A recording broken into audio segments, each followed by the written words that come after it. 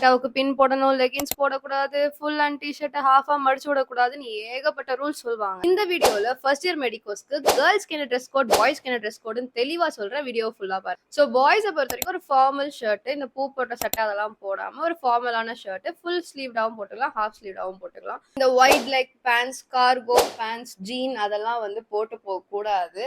நார்மலான cotton formal pants தான் போடணும். And brown or black formal shoes போட்டுக்கலாம்.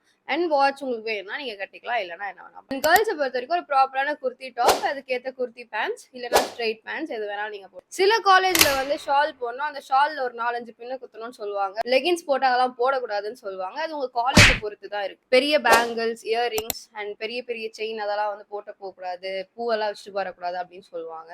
அண்ட் கேர்ள்ஸுமே வந்து ஷூ போட சொல்லுவாங்க. Preferably black shoes. ரிசெப்ஷன் ஹால்லாம் போகும்போது இன்னும் கொஞ்சம் ரூல்ஸ் ஸ்ட்ரிக்ட் ஆகும். ரிசெப்ஷன் ஹாலுக்குன்னு சொல்லி ஒரு தனி செட் ஆஃப் ரூல்ஸே இருக்கு. இது பண்ணணும், இது பண்ணக்கூடாதுன்னு. அதை பத்தி நெக்ஸ்ட் வீடியோல போடுறேன். அதனால இப்பவே நம்ம சேனலை ஃபாலோ பண்ணி வச்சுக்கோங்க.